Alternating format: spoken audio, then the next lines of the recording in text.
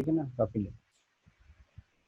आज हम लोग को क्या पढ़ना था, प्लेस ऑफ सप्लाई में आगे पढ़ना था place of supply of services. लेकिन place of supply of services को पढ़ने से पहले मैं एक रिकैप आपको कर रहा हूँ। तो जल्दी से देखिए, ये नोटपैड पे मैंने एक फाइल बना रखी है, place of supply of goods.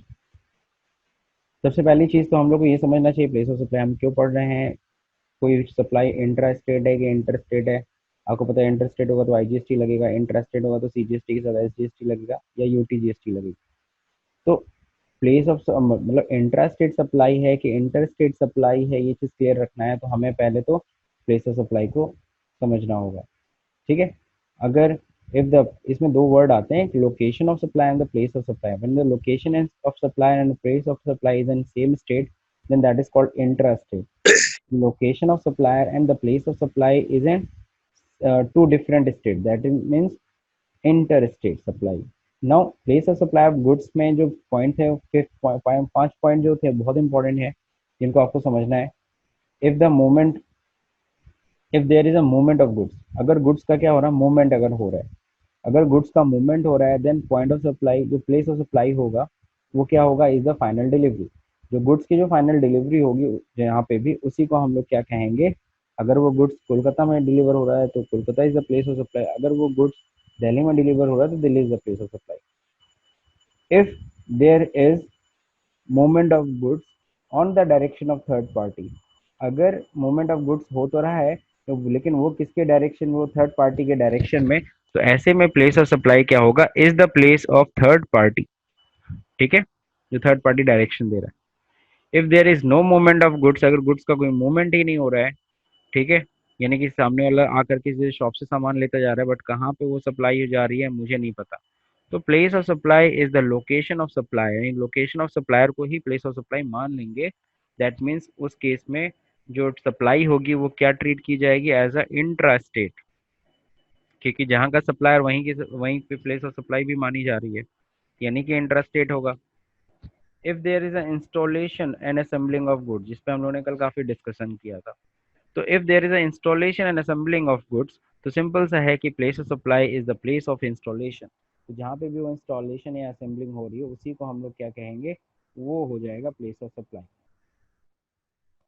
If there is supply on board, just like vessel, train, vehicle और एयरक्राफ्ट, अगर इस पे अगर कोई भी अगर सप्लाई अगर आप ले रहे हो गुड्स की, तो ऐसे केस में क्या होगा, place of supply is the boarding place of goods, यानी कि जहां पर भी वो गुड्स लोड हुआ उस व्हीकल के ऊपर, उसी सर प्लेस। आवाज बहुत स्लो आ रही है आपकी, बहुत दूर से। ठीक है, बाकी लोगों को भी आवाज धीरे आ रही है कि ठीक आ रही है? ठीक है सर, ठीक है आ ठीक रही है आ सर। रही है सर। ठीक है सर। कोई नहीं, मैं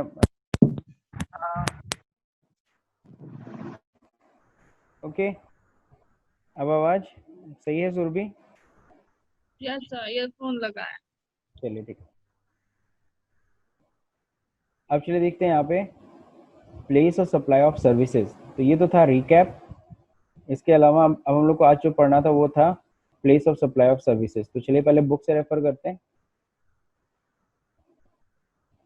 place of supply of services. तो ये सब मैंने रिकैप कर दिया। अब हम लोग को जैसे कि पढ़ना है place of supply of services. तो place of supply of services से पहले एक और पॉइंट की तो हम लोग का छूट गया है, उसको हम लोग कवर कर लेते हैं वरना दिक्कत हो जाएगी। वो है place of supply of goods in दो केसेस में, इंपोर्ट के केस में और एक्सपोर्ट के केस में भी आपको समझना होगा। ठीक है ना। अगर इंपोर्ट कर रहे हो कोई भी goods into India, shall be the location of importer, तो इंपोर्टर जहाँ का होगा उसी को प्लेस ऑफ सप्लाई मानेंगे। अगर मैं न्यूयॉर्क से कोई सामान गोरखपुर में मंगा रहा हूँ तो Gorakhpur is the place of supply. ठीक है। अगर मैं कोई भी गुड्स अमेरिका से मंगा रहा हूँ या चाइना से मंगा रहा हूँ या किसी भी कंट्री से मंगा रहा हूँ, ठीक है, और वो कहाँ पे आ रहा है गुड्स, ठीक है, वो गुड्स कहाँ पे आ रहा है, ध्यान से समझना। अगर वो इंडिया इंडिया में। की जगह पे आ रहा है तो जाहिर सी बात है, अगर दिल्ली में आ रहा है तो Delhi is the place of supply. ठीक है, तो ये चीज़ का ध्यान रखिएगा सब लोग। तो प्लेस ऑफ सप्लाई में इन सब चीज़ों का आपको ध्यान रखना पड़ेगा। ठीक। सर यहाँ पे इंटर स्टेट हो जाएगा ना सर? हाँ। यहाँ पे तो IGST लगेगा। बिल्कुल। एक मिनट, एक जनी, एक राहुल,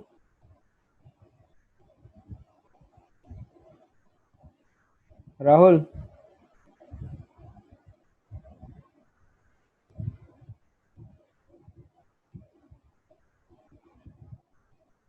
राहुल, आवाज नहीं आ रही, एक बार जरा आप।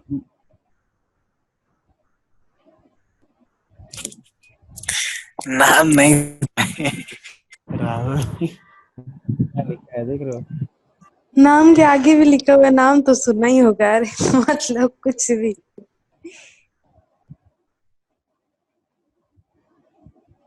बोल भी नहीं रहे। चलो ठीक है, कोई नहीं। अब वापस टॉपिक पे आते हैं, ठीक है। हम लोग बात करते हैं इम्पोर्टेड की। इम्पोर्टेड इनटू इंडिया, तो जाहिर सी बात है लोकेशन ऑफ इम्पोर्टर हो गया। अगर एक्सपोर्ट कर रहे हैं हम लोग, अगर हम गुड्स को क्या कर रहे हैं, अगर हम एक्सपोर्ट कर रहे हैं तो उस केस में क्या होगा, exported from India sale with the location of outside of India. यानी कि मान लो अगर गोरखपुर से कोई सामान, अगर गुड्स अगर हम लोग भेज रहे हैं कहाँ पे, अमेरिका भेज रहे हैं, तो प्लेस ऑफ सप्लाई अमेरिका हुआ, और अमेरिका जैसे होगा तो एक्सपोर्ट हुआ। और एक्सपोर्ट पे आप सभी को पता है कोई टैक्सेस नहीं लगाई जाती है, जीएसटी भी एक्सपोर्ट के ऊपर नहीं लगती, ठीक है। तो चलिए ठीक है, अब यहाँ तक तो समझ में आ गया। अब हम लोग बात कर रहे हैं आज सर्विसेज की। सर इम्पोर्ट के ऊपर लगता है लेकिन एक्सपोर्ट के ऊपर क्यों नहीं लगता है सर? एक चीज बताओ, एक्सपोर्ट होगा तो उससे हमारी कंट्री को फायदा होगा, प्रमोशन करते हैं। इससे गवर्नमेंट, हमारे इंडस्ट्री को फायदा होगा, हमारे देश में फॉरेन करेंसी आएगी। तो जाहिर सी बात है एक्सपोर्ट्स को प्रमोट करने के लिए होता है। एक्सपोर्ट को यस प्रमोट सर। करेंगे तभी तो आखिर में हमारे देश की इकोनॉमी आगे बढ़ेगी, ठीक है। Yes sir. इसके लिए ये इंसेंटिव होता है कि भाई आप एक्सपोर्ट करो, आपको कोई टैक्सेस नहीं देने, ठीक। इंपोर्ट करोगे तो टैक्सेस लाद देंगे लोग, यस ये सर। taxes, वो टैक्सेस, ताकि आप इंपोर्ट कम करो। अब देखिए यहाँ पे place of supply of services, तो general rule where both the parties are in India, तो उस केस में देखिए यहाँ पे दे रखा है the place of supply will be, तो उस केस में प्लेस ऑफ सप्लाई क्या होगा, if the service provided to registered person. अगर हम सर्विस किसी को भी रजिस्टर्ड पर्सन को अगर हम लोग देते हैं, अगर कोई सर्विस अगर प्रोवाइड कर रहा हूँ किसी भी रजिस्टर्ड पर्सन को, यानी कि मैं खुद रजिस्टर्ड हूँ, जीएसटी में रजिस्टर्ड हूँ, और सामने वाला भी जीएसटी में रजिस्टर्ड है जिसको मैं सर्विस दे रहा हूँ, तो ऐसे में सिंपल सा सामने वाले का तो लोकेशन हमें पता चल जाएगा, location of service recipient.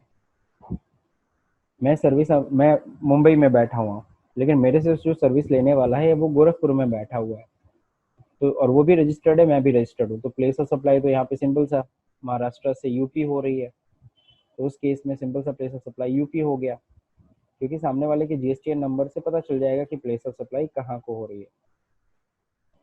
If the service is provided to an unregistered person, लेकिन हम जब सर्विस किसको देते हैं, अनरजिस्टर्ड पर्सन को देते हैं, तो अनरजिस्टर्ड पर्सन को देते समय ही प्रॉब्लम आती है, क्योंकि वहां पे लोकेशन नहीं क्लियर होता है। तो लोकेशन ऑफ सर्विस रेसिपिएंट, आप सीधा सीधा देखो ना कि हमारा रेसिपिएंट कहाँ बैठा है। If the address is available on the record, अगर मेरे पास उसका एड्रेस का रिकॉर्ड है तो, अदरवाइज अगर सामने वाले का एड्रेस क्लियर नहीं हो रहा है, सर्विस नहीं क्लियर, तो याद है हम लोगों ने प्रोडक्ट में भी हमने पढ़ा था, किसमें पढ़ा था, प्रोडक्ट में, कि अगर सामने वाले का अगर क्लियर नहीं है, सामने वाला मूवमेंट ऑफ गुड्स अगर नहीं है, गुड्स कहीं जा रही है, तो हम लोग मान लेते हैं कि जहाँ पे सप्लायर बैठा है वहीं पे वो गुड्स क्या हो रही है, सप्लाई हो रही है, तो प्लेस ऑफ सप्लाई भी सेम जगह मान लेते हैं। तो वही यहाँ पे भी कह रहा है, अगर रेसिपिएंट का एड्रेस हमारे पास अवेलेबल है तब तो हम उसको देख लेते हैं, अगर एड्रेस नहीं अवेलेबल है देन हम लोग क्या करेंगे, अदरवाइज लोकेशन ऑफ सर्विस, तो जहाँ का सर्विस प्रोवाइडर है वहीं का प्लेस ऑफ सप्लाई भी मान लिया जाएगा, यानी जहाँ का लोकेशन ऑफ सप्लायर है वहीं प्लेस ऑफ सप्लाई ट्रीट की जाएगी, दैट मीन्स इंट्रा स्टेट, ठीक। तो ये दो क्लॉजेज बहुत ही क्लियरली है, अगर हम रजिस्टर्ड पर्सन को दे रहे हैं तब तो लोकेशन ऑफ सर्विस रेसिपिएंट, और अगर सामने वाला अनरजिस्टर्ड है तो उस केस में देखेंगे सर्विस रेसिपिएंट किधर का है, अगर मेरे पास उसका एड्रेस अवेलेबल है ऑन द रिकॉर्ड, तो अगर रिकॉर्ड में नहीं है देन जहाँ का सर्विस प्रोवाइडर है वहीं का रेसिपिएंट भी हम ट्रीट करेंगे, ठीक।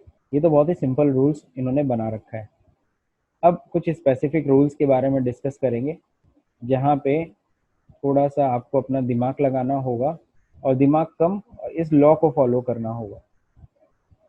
ठीक है, तो यहाँ देखिए स्पेसिफिक रूल्स में क्या दिया हुआ है। In relation to an immovable property, अगर कोई भी सर्विस हम किससे रिलेटेड दे रहे हैं, किसी भी इमूवेबल प्रॉपर्टी से रिलेटेड दे रहे हैं, including service provided by architects, जैसे आर्किटेक्ट होते हैं, आर्किटेक्ट का नाम सब लोग सुने होंगे, जो बिल्डिंग की डिजाइनिंग तैयार करते हैं, है ना। तो आर्किटेक्चर्स जो तैयार करते हैं किसी भी बिल्डिंग की, तो जाहिर सी बात है हमारा, मान लीजिए आपका घर बन रहा है कहाँ पे, गोरखपुर में, और आपने दिल्ली से आर्किटेक्ट को बुलाया और उनसे उसका मैपिंग करवाया जो भी है, या इंटीरियर डेकोरेशन आप करा रहे हो, तो इंटीरियर डेकोरेशन देखो सर्विस में आ गया। ठीक है, तो इंटीरियर डेकोरेशन अगर हम लोग अगर करा रहे हैं, ठीक है, या सर्वेयर, ठीक, या सर्वेयर कोई है, इंटीरियर डेकोरेशन मान लो, जिसलिए मुंबई से हमने इंटीरियर डेकोरेटर बुलाया गोरखपुर में, तो उसने हमारा मान लो होटल या हमारा ऑफिस को डेकोरेट किया। फिर हो गया क्या, सर्वेयर हो गए, इंजीनियर्स हो गए, या अदर रिलेटेड एक्सपर्ट्स हो गए, फॉर और for carrying out any construction work, या किसी कंस्ट्रक्शन वर्क के लिए। ठीक, तो उस केस में क्या होगा, लॉजिंग एकोमोडेशन बाय अ होटल, इंस, guest house, home stay, club, फिर क्या लिखा है, कैंप साइट जो भी हो, इंक्लूडिंग अ हाउस बोट हो गया या एनी अदर व्हीसल हो गया। और कौन सी सर्विसेज और हो सकता है, any immovable property for organizing any marriage और रिसेप्शन और matters relating to their to official, social, cultural, religious और बिजनेस फंक्शंस। तो मैरिज हॉल नहीं होता, लोग मैरिज हॉल बुक करते, तो मैरिज हॉल वाला भी तो सर्विस ही दे रहा है। होटल इन गेस्ट हाउस ये भी सर्विस दे रहे हैं। ठीक है, और आर्किटेक्ट, इंटीरियर डेकोरेटर, ये सर्वेयर, ये भी लोग, इंजीनियर, ये लोग भी अपनी सर्विसेज ही दे रहे हैं। लास्ट में एनी सर्विसेज, एन सर्विसेज नहीं होगा यहाँ पे, एनी सर्विसेज, तो any services, any services ancillary to the services mentioned above, या इनसे रिलेटेड कोई सहायक कोई सर्विसेज अगर हम दे रहे हैं, तो उस केस में प्लेस ऑफ सप्लाई कहाँ मानी जाती है। तो sir ji place of supply वहाँ मानी जाती है जहाँ पे वो इमूवेबल प्रॉपर्टी एग्जिस्ट करती है। तो प्लेस ऑफ सप्लाई कहाँ पे है, इमूवेबल। मान लीजिए मैं होटल हूँ और आप आ रहे हो कहीं से भी आओ, आप सपोज करो कोई भी आप जगह से आओ, आप मेरी अगर सर्विस ले रहे हो, तो मैं गोरखपुर में होटल है, तो गोरखपुर में ही प्लेस ऑफ सप्लाई ट्रीट किया जाएगा, आप कहीं के भी हो।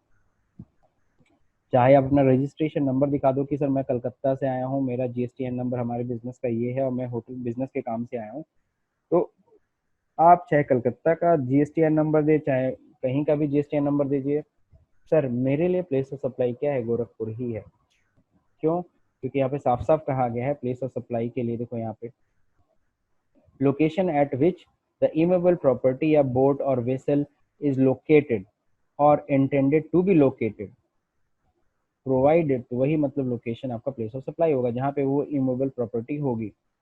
provided that if the location of immovable property or boat or vessel is located or intended to be located outside of India, ठीक है, the place of supply shall be the location of the recipient। ठीक है, तो ये चीज सबको समझ में आ गया। अगर इमूवेबल प्रॉपर्टी का जो भी है, provide that if location of the immovable property या जो भी लोकेटेड और intended to be located outside of India, अगर आउटसाइड ऑफ इंडिया अगर है ये इमूवेबल प्रॉपर्टी, हम जा रहे हैं अमेरिका में, वहाँ होटल में कहीं रुक रहे हैं, कंपनी के काम से ही गए हैं, the place of supply will be the location of the recipient. तो उस केस में प्लेस ऑफ सप्लाई वहाँ तो इम्पोर्ट ऑफ सर्विस हो गया ना, आपने अब भारत के हो, आप जाके बाहर से सर्विस ले रहे हो कहीं भी इमूवेबल, तो उस केस में भले क्या ट्रीट किया जाएगा, उस केस में प्लेस ऑफ सप्लाई किसकी हो जाएगी, लोकेशन ऑफ रेसिपिएंट की। क्योंकि इम्पोर्ट ऑफ सर्विस में हम टैक्स लेंगे, आप टैक्स अमेरिका से तो ले नहीं सकते, आप ही से वसूलेंगे। खैर ये तो अलग पॉइंट हो गया, लेकिन मेन पॉइंट ये रखिए कि होटल कभी भी आईजीएसटी काट ही नहीं सकता। मैं सीधे सीधे ऐसे बोल देता हूँ, होटल कभी आईजीएसटी काट ही नहीं सकता। इन, गेस्ट हाउस, मैरिज हॉल, है ना।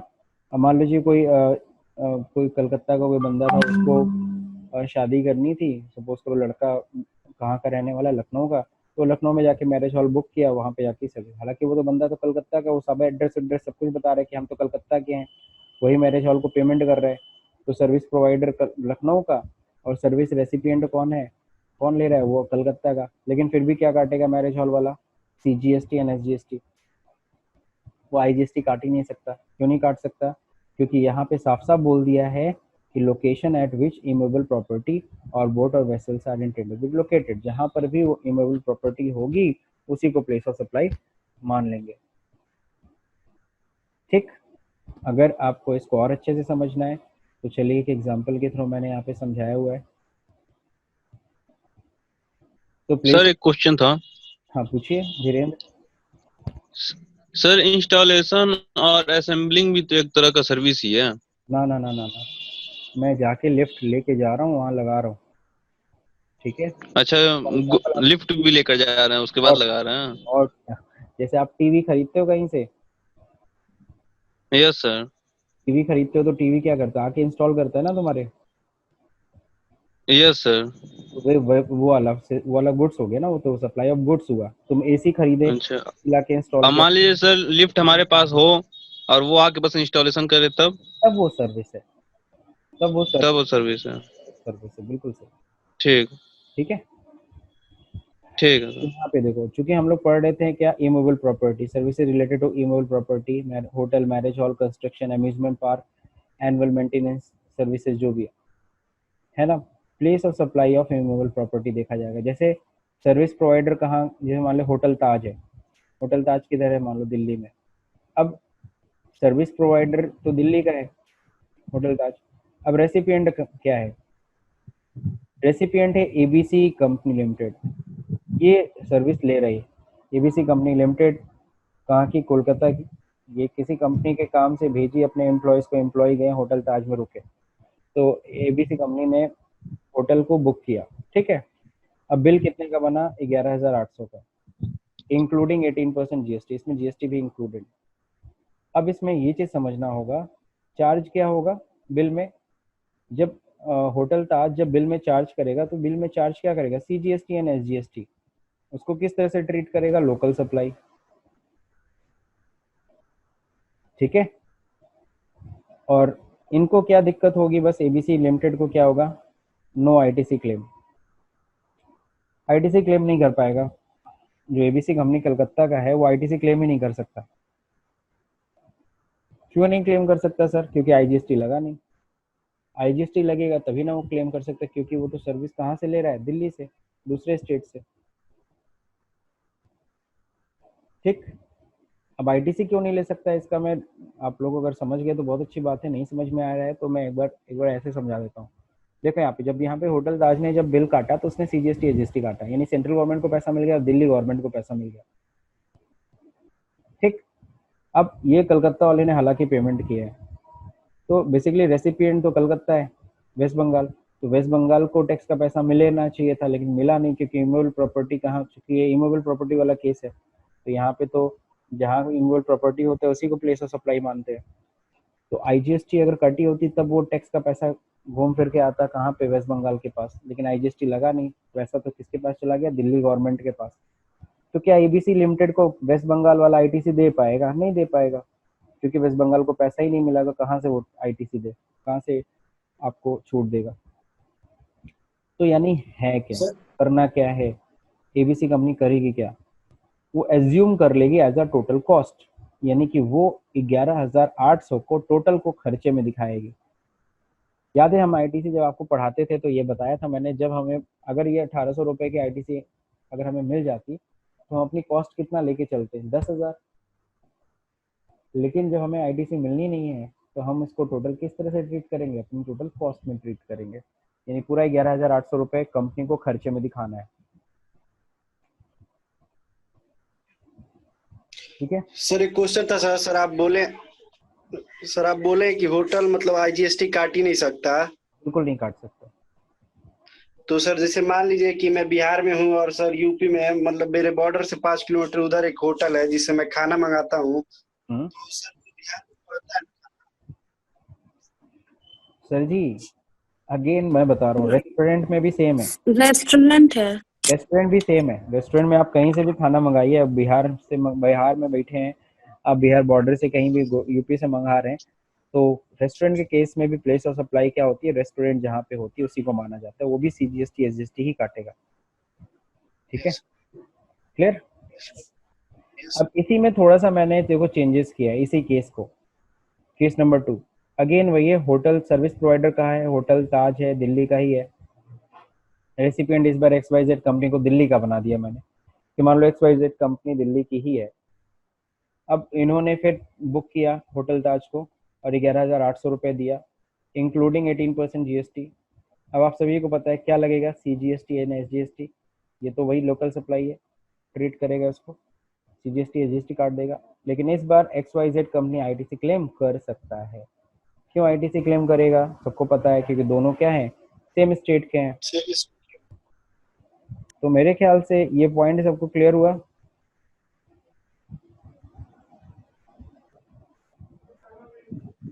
इसमें एक पॉइंट जो मैं आपको रिवील कर दे रहा हूँ कि देखो, अगर दूसरे स्टेट के हो और तुमने होटल या मैरिज हॉल या इस तरह के किसी भी इमूवेबल प्रॉपर्टी की कोई भी सर्विसेज ली है, तो सर जी आप ITC क्लेम नहीं कर सकते। ठीक है, लेकिन अगर सेम स्टेट के हो then you can claim ITC। ठीक, और बाकी सर्विस प्रोवाइडर की बात रही, चाहे वो होटल वाला हो, चाहे मैरिज हॉल वाला हो, चाहे इन वाला हो, चाहे रेस्टोरेंट वाला हो, है ना, चाहे वो आर्किटेक्ट इंजीनियर हो जो सर्विस प्रोवाइड कर रहा है, वो हमेशा क्या काटेगा, इंजीनियर छोड़ दे रहा हूँ, इमूवेबल प्रॉपर्टी की बात कर रहा हूँ। तो इमूवेबल प्रॉपर्टी जो भी सर्विस प्रोवाइडर है, उससे रिलेटेड जो भी सर्विस प्रोवाइड कर रहा है, होटल ताज वाला जो भी है, वो हमेशा क्या काटेगा, वो CGST एंड SGST काटेगा। होटल, इन, गेस्ट हाउस, ये लोग क्या काटेंगे, हमेशा intra state supply, local supply मानेंगे इसको। तो हर केस में वो सिंपल सा CGST SGST काट देंगे सीधा सीधा। मेरे ख्याल से ये पॉइंट सबको समझ में आ गया, पहला पॉइंट। सर ITC क्लेम क्या है? ITC क्लेम का मतलब होता है, जो आपने टैली पढ़ी है कि नहीं पढ़ी है? Yes sir. तो याद होगा, जब हमने कोई सामान, जब हम कोई गुड्स खरीदते हैं, मान लो 10,000 का सामान खरीद रहे हैं और उस पर 1,800 रुपये अगर हमने GST दी है, जब वही सामान हम बेचेंगे 15,000 में, उस पर जो GST आएगा, उस GST में से ये खरीदने वाला है, ये जो खरीदते समय जो GST हमने दिया वो माइनस होगा कि नहीं होगा? ये पढ़ा है कि नहीं पढ़ा? आउटपुट टैक्स में से इनपुट टैक्स क्या हो जाता है, माइनस हो जाता है। जो इनपुट टैक्स हम लोग लेस करते हैं ना, इसी को हम ITC कहते हैं। इसको मैंने अच्छे से एक चैप्टर में पढ़ाया, आप उसमें जाके देख लेना। स्टार्टिंग में GST में मैंने ITC अच्छे से पढ़ाया है। ठीक है, सिंपल सा, जब हम आउटपुट टैक्स क्या होता है, एज ए लायबिलिटी होती है। आउटपुट टैक्स लायबिलिटी को जब हम इनपुट टैक्स से रिड्यूस करते हैं, that is called ITC। Now next हम लोग बात करेंगे रेस्टोरेंट, अच्छा सॉरी, इस पे आ जाते हैं टॉपिक पे। देखो पीयूष, जो तुम पूछ रहे थे वो देखो आ गया। रेस्टोरेंट, कैटरिंग सर्विसेज, रेस्टोरेंट होता है, कैटरिंग सर्विसेज भी होती है, personal grooming, fitness, beauty treatment, health services, including cosmetic या प्लास्टिक सर्जरी। ध्यान रहे, कॉस्मेटिक एंड प्लास्टिक सर्जरी जो होती है ना, उसको कॉस्मेटिक में डाला गया है। वो आप सभी को पता है हेल्थ केयर तो एग्जेम्प्ट होता है, लेकिन प्लास्टिक सर्जरी कहाँ से आ गई? तो प्लास्टिक एंड कॉस्मेटिक सर्जरी, इन सबको कॉस्मेटिक में डाला गया, प्लास्टिक सर्जरी को भी। ठीक है, अब यहाँ पे जो देखिएगा इस केस में क्या होगा, तो यहाँ पे साफ साफ कहते हैं location where the service are actually perform, जहाँ पे सर्विसेज एक्चुअली क्या हो रही है, परफॉर्म की जा रही है, उसी को क्या माना जाएगा, प्लेस ऑफ सप्लाई। उसी को प्लेस ऑफ सप्लाई माना जाएगा। नहीं समझ में आया? जैसे कैटरिंग सर्विसेज है, मान लो गोरखपुर में कोई फंक्शन मैं कर रहा हूँ अपने घर पे। अब क्या है, मैंने कैटरिंग कहाँ से बुलवाई है, दिल्ली से बुलवाई, दिल्ली से बुलवाई, वो लोग यहाँ पे आके कैटरिंग सर्विसेज देंगे, वो सब यहाँ पे खाना बनाएंगे, सर्व करेंगे, है ना। मैंने दिल्ली की जो भी कैटरिंग कंपनी है या रेस्टोरेंट कंपनी, मैंने उसको पेमेंट कर दिया। क्या ध्यान रखिएगा, अब कैटरिंग सर्विसेज की बात कर रहे हैं, है कहाँ का, दिल्ली का, वो सर्विस कहाँ परफॉर्म कर रहा है, गोरखपुर में, तो प्लेस ऑफ सप्लाई क्या हुआ है, गोरखपुर। अब बताओ वो क्या काटेगा, CGST SGST की IGST?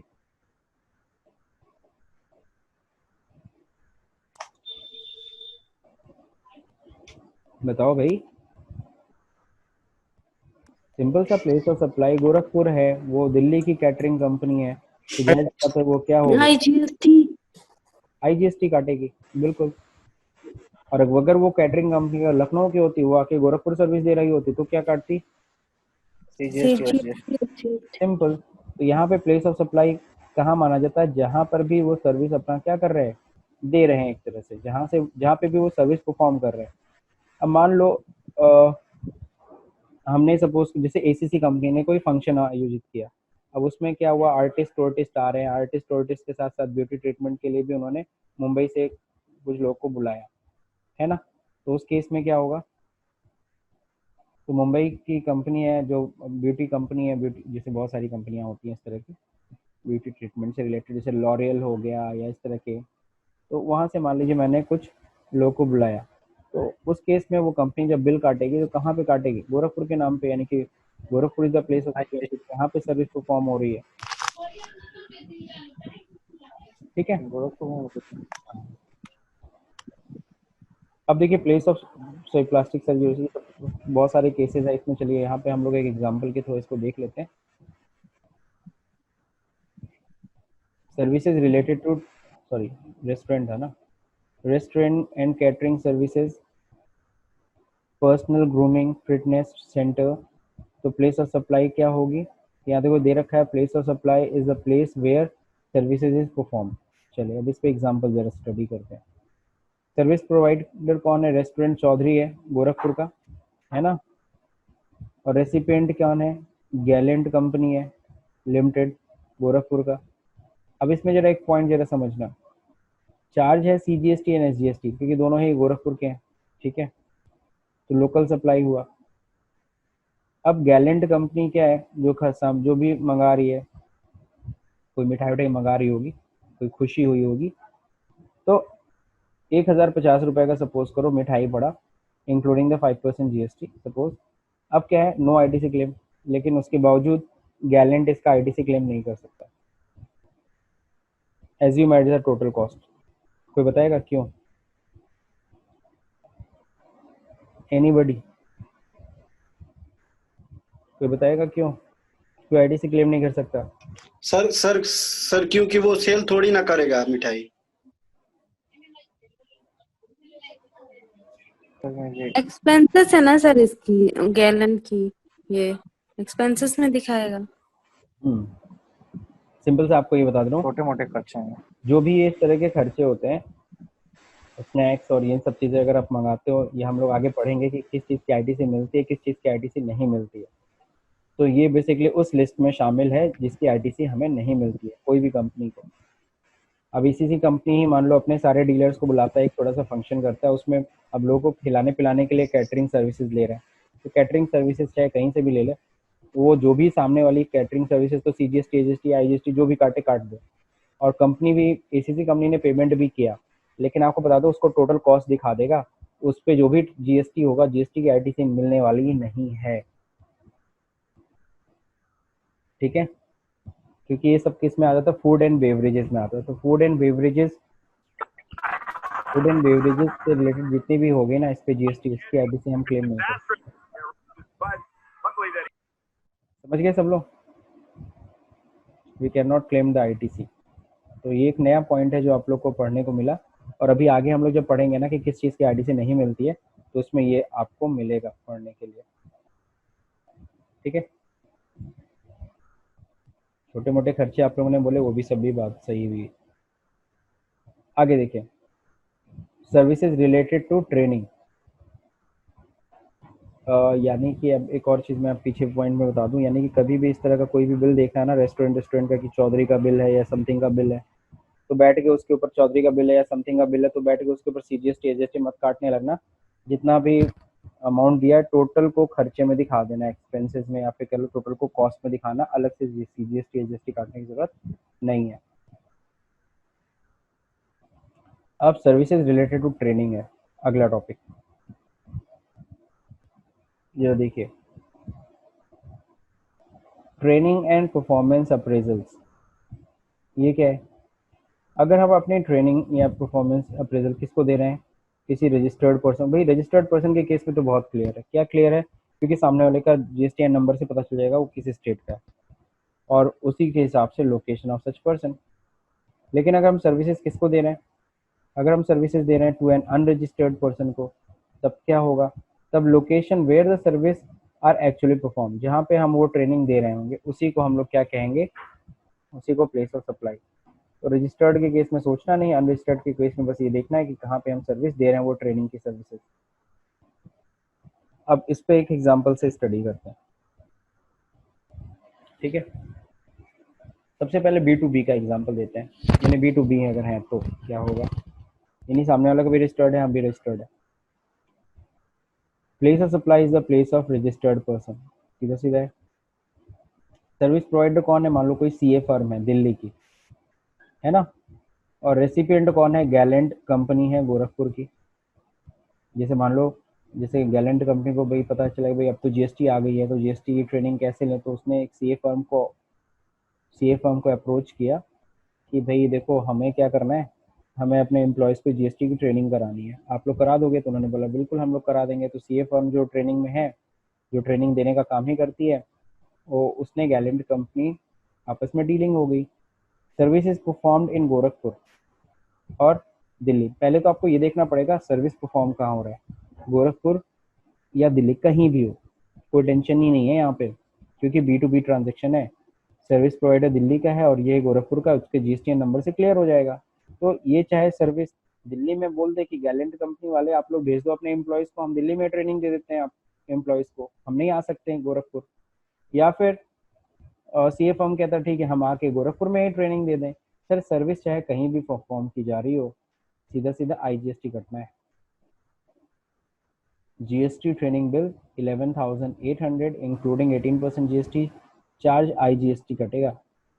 वो इंटरेस्टेड सप्लाई है, भले ये चाहे इनके एम्प्लॉय चाहे दिल्ली चले जाके ट्रेनिंग ले ले, चाहे ये गोरखपुर आकर के ट्रेनिंग दे दे, सर जी सीधा सीधा IGST हो। और इसके ऊपर जो भी GST दिया है उसकी ITC क्लेम करेगा कौन, गैलेंट कंपनी। 1800 रुपये जो भी उसने टैक्स दिया होगा उसकी ITC क्लेम होगा। मैं साथ साथ ITC भी बताते चल रहा हूँ, किसी को कोई दिक्कत नहीं ना है। इस वाला नहीं सर। ये वाला पॉइंट क्लियर हो गया कि नहीं क्लियर हो गया? हो गया सर। Yes sir. अब यहीं अगर B2C का केस बात करते हैं, B2C point of sale, sorry place of supply is the place of actual service perform. तो एक्चुअली सर्विस जहाँ परफॉर्म होगा उसी को माना जाएगा, ठीक। तो B2C में देखो दो केसेस मैं आपको पढ़ा रहा हूँ। पहला सर्विस प्रोवाइडर कौन है, वही CA फर्म है दिल्ली की, GST ट्रेनिंग लेनी है। रेसिपिएंट कौन है, इस बार न्यू एरा CEC गोरखपुर है। अब न्यू एरा जाहिर सी बात है GST में रजिस्टर्ड तो है नहीं, तो इसलिए इसको URD बोलेंगे, अनरजिस्टर्ड डीलर, ठीक। अब service is performed in Gorakhpur. अब क्या हुआ कि न्यू एरा ने कहा कि भाई देखो हमारे एम्प्लॉयज़ जा नहीं सकते हैं, आप यहीं पे आके ट्रेनिंग दे दो। तो अब क्या है कि जो CA फर्म है वो अपने बंदे को भेज रही है, अपने CA जो भी ट्रेनर है उसको ट्रेनर को भेज दे रही है गोरखपुर की, जाके वहीं पे ट्रेनिंग दे दो। अब GST ट्रेनिंग बिल उसने अगेन वही 11,800 की बनाई इंक्लूडिंग 18% GST। अब बताओ क्या चार्ज होगा, सीधा सीधा चार्ज होगा IGST, क्योंकि सर्विस परफॉर्म कहाँ हो रही है, इस बार सर्विस परफॉर्मेंस को देखेंगे, क्योंकि अनरजिस्टर्ड डीलर को हम लोग दे रहे हैं ना। तो सर्विस परफॉर्म कहाँ हुई, तो दिल्ली वाले ने सर्विस परफॉर्म किया गोरखपुर में, तो इसलिए ये क्या कहलाएगा, place of supply is the Gorakhpur. और दिल्ली कंपनी अगर गोरखपुर में सप्लाई दे रही है तो जैसे वहाँ पे IGST कटनी चाहिए, इंटर स्टेट सप्लाई है, यहाँ ITC क्लेम की कोई बात ही नहीं है। अनरजिस्टर्ड डीलर थोड़ी ना ITC क्लेम करता है। अगर न्यूएरा वाले सर जाके अगर दिल्ली में हम हाँ बस लेते हैं बस केस 2 वही है। धन्यवाद अनु, केस 2 वही है। सर्विस प्रोवाइडर CA फर्म वही दिल्ली की है। अब रेसिपिएंट कौन है, वही new era CEC Gorakhpur, unregistered dealer. इस बार CA फर्म ने बोला देखो भैया अब हमारा कोई ट्रेनर वहाँ जा नहीं सकता, बहुत हम लोग बिजी हैं, तुम लोग यहीं पे आ जाओ, तुम जिनको भी ट्रेनिंग लेनी है उनको भेज दो, यहीं पे हम ट्रेनिंग दे देंगे दिल्ली में। तो service is performed in Delhi. इस बार इस केस में क्या हो रहा है, दिल्ली में सर्विस परफॉर्म हो रही है। तो GST ट्रेनिंग बिल अगेन बन रहा है 11,800 का इंक्लूडिंग 18% GST। यहाँ क्या चार्ज होगा, CGST एंड SGST चार्ज होगा, that is called intra state supply.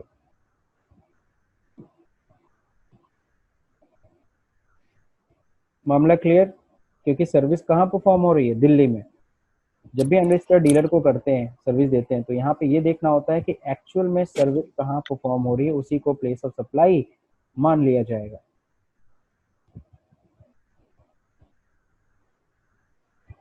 मेरे ख्याल से ये पॉइंट सबको clear yes sir.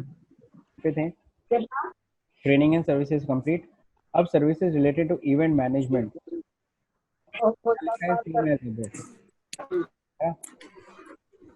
Same as above मतलब वही पॉइंट नंबर 3। तो इसको हम लोग पहले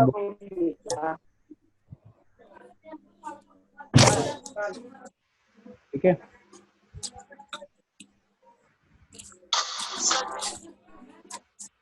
देखिए यहाँ पे क्या, organization of a cultural, sporting, scientific, educational, entertainment event और अम्यूजमेंट पार्क और any other place of services ancillary thereto. तो यहाँ देखो कोई भी अगर कल्चरल, आर्टिस्टिक, जैसे होता ना कि प्रोग्राम ऑर्गेनाइजेशन होते हैं, ऑर्गेनाइजर सुना होगा, इवेंट ऑर्गेनाइजर होते हैं, इवेंट ऑर्गेनाइज करते हैं। और इन सब की अगर कोई सर्विसेज अगर तुम ले रहे हो, है ना।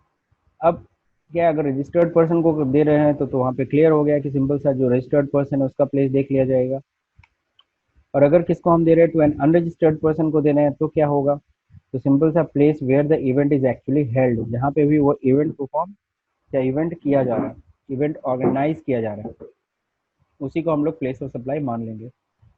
या देखो जल्दी से इसको एग्जाम्पल के थ्रू समझते हैं। तो services related to the event management is same as above point 3। यानी अगर रजिस्टर्ड पर्सन को करोगे तो रजिस्टर्ड पर्सन का अगर मान लो इवेंट ऑर्गेनाइज कर रहे हैं, तो सिंपल सा रजिस्टर्ड पर्सन का देख लेना, उसका एड्रेस क्या है, उसका जीएसटी नंबर से क्लियर हो जाएगा, ठीक। लेकिन अगर अनरजिस्टर्ड पर्सन को अगर का कोई फंक्शन है उसको हम ऑर्गेनाइज कर रहे हैं, तो उस केस में देख लेना कि सर्विस कहाँ परफॉर्म हो रही है। अगर वो दिल्ली की कंपनी है जो इवेंट ऑर्गेनाइजर है, वो अगर गोरखपुर की कंपनी, गोरखपुर के लिए, गोरखपुर का कोई कस्टमर है वहाँ पे जाके इवेंट ऑर्गेनाइज करे उसके लिए, तो ये अनरजिस्टर्ड डीलर के केस में यहाँ पे क्या हो गया, GP is the place of supply, और क्या चार्ज हो जाएगा, आईजीएसटी। लेकिन वो इवेंट ऑर्गेनाइजिंग जो कंपनी है वो कहाँ की है, वो अगर दिल्ली की है, और जो गोरखपुर का ही कस्टमर है, अनरजिस्टर्ड डीलर, लेकिन वो कह रहा है कि इवेंट ऑर्गेनाइज करना है दिल्ली में ही, तो उस केस में क्या हो जाएगा, तो सर्विस परफॉर्म दिल्ली में और दिल्ली का ही इवेंट ऑर्गेनाइजर कंपनी है, तो जाहिर सी बात उस केस में सीजीएसटी एंड एसजीएसटी कटेगा, यानी इंट्रा स्टेट सप्लाई है। तो मेरे ख्याल से इवेंट मैनेजमेंट वाला केस भी सबको समझ में आ गया होगा। अगला केस देखते हैं। अगला केस है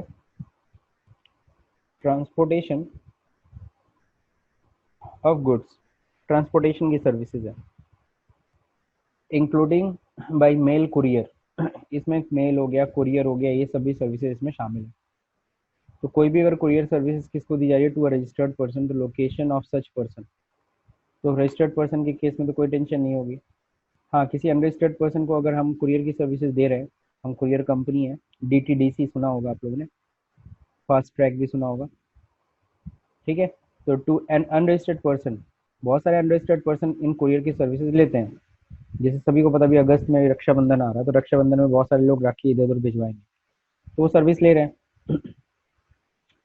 to an unregistered person, location at which such goods are handed over to their transportation, जिस जगह पे भी आप हैंड ओवर करोगे, जैसे गोरखपुर में आप जा रहे हो, यहीं पे सपोज करो डीटीडीसी को हैंड ओवर कर रहे हो, हैंड ओवर कहाँ की है तुम, गोरखपुर में, वो डीटीडीसी कहाँ की है, वो भी गोरखीपुर की, यानी कि सेम जगह को क्या मान लिया जाएगा, प्लेस ऑफ सप्लाई मान लिया जाएगा, जहाँ पे तुमने उस गुड्स को या वो प्रोडक्ट को हैंड ओवर किया, किसको, ट्रांसपोर्टेशन एजेंसी को या फिर कुरियर एजेंसी को, उसी जगह को हम लोग प्लेस ऑफ सप्लाई ट्रीट करेंगे। ये ध्यान रहे आप लोग। इस पे देखिए यहाँ पे लिखा हुआ है service related to the transportation of goods and mail, same as above ही है। B2B के केस में, B2C के केस में क्या हो जाएगा, location where goods is handed over. ये तो क्लियर हो गया सबको। अगला केस, पैसेंजर ट्रांसपोर्ट।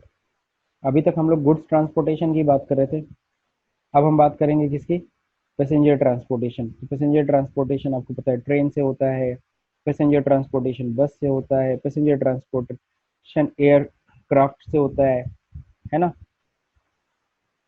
तो अगर हम लोग क्या करें, पैसेंजर ट्रांसपोर्टेशन की सर्विसेज हम देते हैं, हम बस वाले हैं या हम ट्रेन है, रेलवे है, ठीक है, उस केस में क्या होगा, या मेट्रो है, तो रजिस्टर्ड पर्सन, अगर हम किसको सर्विसेज दे रहे हैं, हम लोग किसी रजिस्टर्ड पर्सन को सर्विसेज दे रहे हैं, तो लोकेशन ऑफ सच पर्सन, ठीक।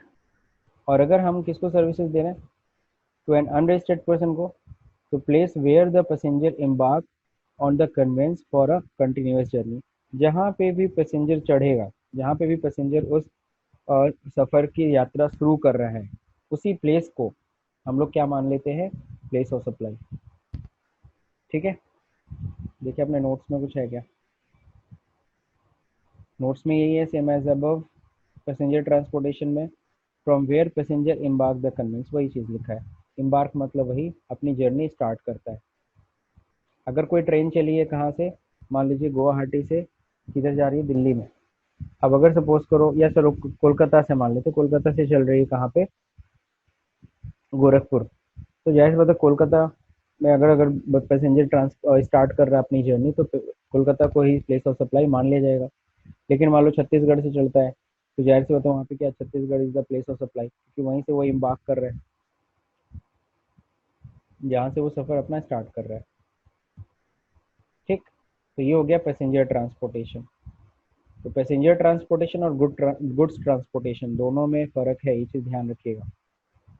यहाँ पे गुड्स हैंडेड ओवर जहाँ पे हो रहा है, जहाँ पे भी वो गुड्स की लोडिंग हो रही है, और यहाँ पे किसकी बात कर रहा है, जहाँ पे पैसेंजर लोड हो रहा है, या फिर कह लो पैसेंजर स्टार्ट कर रहा है, तो लगभग एक ही जैसा तो हुआ, क्या फर्क है। अब हम लोग बात करेंगे क्या, supply of services on board a conveyance vehicle vessel train aircraft. अगर हम इसमें कोई सर्विस अगर लेते हैं, आप लोगों ने एक मूवी देखी होगी, अगर आप लोग को ध्यान है तो, कौन सी मूवी थी, सीक्रेट सुपरस्टार, देखा था किसी ने? Yes sir. सीक्रेट सुपरस्टार में उसमें एक लड़की रहती है, उसका गिटार रहता है, तो वो लोग कहीं जा रहे होते हैं, तो क्या होता है, जो एक वेट होता है कि आप जब एयरक्राफ्ट पे जब आप सफ़र कर रहे होते हो एरोप्लेन में, तो उसमें आप इतना वेट ले जा सकते हो, सही है, एक डेफिनेट वेट होता है जिसको आप ले जा सकते हो, उतना कैरी कर सकते हो लगेज। अब लगेज जहाँ उससे एक्स्ट्रा होता है तो उसका आपको भाड़ा देना पड़ता है, पता ही नहीं पता है सबको? Yes sir. उसमें क्या होता है ना, उसका जब भाड़ा लगता है तो उसका भाड़ा बढ़ जाता है, तो उसका फादर कहता है यार यार ये भाड़ा किस चीज़ का ले रहे हो तुम, तो बोलता है वो गिटार का जो वेट है वो थोड़ा एक्स्ट्रा, जो भी मतलब वो सामान का भाड़ा ज़्यादा है, तो उसको दिखता है क्या चीज़, गिटार, गिटार उठा के फेंक देता है। देखा था कि नहीं देखा था? Yes sir. और उसको नहीं ले जाना, ज्यादा दिन हो गया देखे हुए। कोई नहीं। तो उस केस में क्या था कि वहाँ पर पैसेंजर ट्रांसपोर्ट तो अपना तो दे रहा है भाड़ा, साथ ही साथ ना वो अपने साथ सामान ले जा रहा है, तो सामान ले जा रहा है तो उसका भी उसको क्या करना होगा, भाड़ा उसका भी बिल बनेगा, यानी पैसेंजर का तो बन ही रहा है, उसके साथ साथ जो अगर कोई भी सर्विसेज इस तरह की लेते हैं व्हीकल से, या फिर सपोज तो अपनी तुम क्या करते हो, तुम बाइक वाइक नहीं देखते हो कि बाइक वाइक कोई अपना मंगाता है, मान लो तुम कलकत्ता रहते थे, अब गोरखपुर आ गए हो तो अपना बाइक मंगा रहे हो, तो वहाँ से ट्रेन के थ्रू सब लोग ले आते हैं ना, ट्रेन के थ्रू आता है कि नहीं आता है, तो उस केस में तुम कोई सर्विस ले रहे हो, किससे, कन्वेंसेस, व्हीकल, वेसल, ट्रेन और एयरक्राफ्ट, अगर इस तरह की कोई भी अगर सर्विसेज अगर तुम उससे ले रहे हो, तो उस केस में होगा क्या, the first point of departure of for the journey. तो ये बड़ा खतरनाक रूल है। तो first point of departure of the journey, जहाँ से भी वो जर्नी क्या होगी, फर्स्ट पॉइंट ऑफ डिपार्चर, जहाँ से वो स्टार्ट हुआ, इन द सेंस क्या है यहाँ पे, यहाँ देखो दिया रखा है, सर्विसेज ऑन बोर्ड और कन्वेंस, उस केस में क्या होगा, चाहे एयरक्राफ्ट चाहे कहीं से भी ले रहे हो, लोकेशन, ठीक है, location of the first schedule point of departure, या फर्स्ट शेड्यूल पॉइंट से ऑफ डिपार्चर है वहीं से क्या मान लिया जाएगा, उसी को उसकी प्लेस ऑफ सप्लाई मानी जाएगी of the conveyance for the journey. ठीक, तो ये थोड़ा सा यहाँ पे है कि भाई जहाँ से भी वो डिपार्चर होगा, डिपार्चर समझते हो सब लोग, डिपार्चर शब्द यूज किया जाता है, तो first point of departure for that journey place of supply treat किया जाएगा, ये चीज़ ध्यान रहे। अब सबसे जो कंफ्यूजिंग वाला पॉइंट है इसमें वो टेलीकम्युनिकेशन वाला है, तो टेलीकम्युनिकेशन को जरा ध्यान से समझिएगा, हालांकि इसमें कई पॉइंट है, इजीली समझ में भी आ जाएगा। Place of supply of installation, billing address of recipient, सब अलग अलग पॉइंट पे दे रखा है। तो टेलीकम्युनिकेशन सर्विसेज को करके आज हम लोग कंप्लीट कर लेंगे। तो टेलीकम्युनिकेशन सर्विसेज अगर आपको दी जा रही है, अगर फिक्स्ड लीज लाइन है या इंटरनेट लीज लाइन है या केबल डिश एंटीना है, अगर आपने घर में अपने क्या लगवा रखा है, इंटरनेट का कनेक्शन ले रखा है, लीज लाइन कनेक्शन आजकल वो फाइबर ऑप्टिक फाइबर केबल वाला दे रहे हैं ना, जियो वाले, तुमने वो इंस्टॉल करा रखा है, या फिक्स्ड लीज लाइन है, कनेक्शन है तुम्हारा इंटरनेट का, मतलब तार आके खींची हुई है तुम्हारे यहाँ, तो ऐसे केस में प्लेस ऑफ सप्लाई क्या होगी, द प्लेस ऑफ इंस्टॉलेशन, जहाँ पे भी वो क्या है इंस्टॉलेशन करेंगे, आपके घर में कर रहे हैं तो आपका घर is the place of supply, अगर आपका ऑफिस में कर रहे हैं तो आपका office is the place of supply, सीधा सीधा जहाँ पे भी वो इंटरनेट की लीज लाइन इंस्टॉल होगी या fix lease line dish antenna install होगा, उसी को हम लोग प्लेस ऑफ सप्लाई मान लेंगे। कहीं कोई दिक्कत इसमें, प्लेस ऑफ इंस्टॉलेशन वाला तो ऐसे ही क्लियर है आप लोग को। दूसरा पॉइंट, पोस्टपेड मोबाइल और इंटरनेट कनेक्शन, अगर तुमने पोस्टपेड मोबाइल या इंटरनेट कनेक्शन ले रखा है, पोस्टपेड मोबाइल में आपका एड्रेस क्लियर रहता है, ये ध्यान रहे, ये इंटरनेट कनेक्शन तुमने पोस्टपेड है लेकिन, तो उसमें एड्रेस आपका क्लियर है, तो उसमें क्या होगा, जो भी आपका बिलिंग एड्रेस होगा of the recipient of service, उसी को प्लेस ऑफ सप्लाई मान लिया जाएगा। तो सिंपल सा देख लो, बिलिंग एड्रेस किसके नाम कहाँ पे हो रही है, उसी को प्लेस ऑफ सप्लाई ट्रीट करो। लेकिन अगर प्रीपेड मोबाइल है और इंटरनेट कनेक्शन है, अगर प्रीपेड मोबाइल और इंटरनेट कनेक्शन है जहाँ पे ज़्यादातर एड्रेस नाम तक क्लियर नहीं होता कि किसके नाम पे सिम इशू हो रखा है, ठीक है, तो प्रीपेड मोबाइल या इंटरनेट कनेक्शन के केस में क्या होगा, उस केस में सीधा सीधा है location where such prepayment was made और वाउचर्स आर सोल्ड। जैसे तुम्हारे पास गोरखपुर का सिम और कलकत्ता तुम घूम रहे थे, वहाँ पे तुम्हारा क्या हुआ, वहाँ पे तुम्हारा रिचार्ज खत्म हो गया, तुमने कलकत्ता में ही कोई रिचार्ज कराया, तो प्लेस ऑफ सप्लाई कलकत्ता ही मानी जाएगी। तुम्हारा सिम कहीं का हो इससे कोई लेना देना नहीं है, जहाँ पे भी तुम रिचार्ज कराओगे जिस भी डीलर के यहाँ, वो डीलर जहाँ का है उसी को प्लेस ऑफ सप्लाई ट्रीट करेंगे। तुम्हारा दिल्ली का सिम है, तुम ऑनलाइन होता है, हाँ बोलो, ऑनलाइन जो हम लोग रिचार्ज कर लेते हैं उसका। वही अगला पॉइंट वही है, अगला पॉइंट वही है, अगर recharge made through internet banking या ई वॉलेट, अगर तुमने उस मोबाइल को तुमने रिचार्ज किया इंटरनेट या ई वॉलेट से, तब प्लेस ऑफ सप्लाई क्या होगी, तो जाहिर सी बात है आप जितने भी ई वॉलेट चलाते हो, पेटीएम चलाते हो या कुछ भी चलाते हो, उसमें भी आपका एड्रेस मेंशन होता है, address of the recipient as on the record with the service provider. तो जो भी पेटीएम में तुम एड्रेस डालोगे उसके हिसाब से तुम्हारा प्लेस ऑफ सप्लाई डिटरमाइन हो जाएगा। Confusion clear? Yes sir. ठीक है, अब देखो यहाँ पे, अब ये दो चीजें रह गई है, इन दोनों को कल देखा जाए कि आज ही खत्म किया जाए?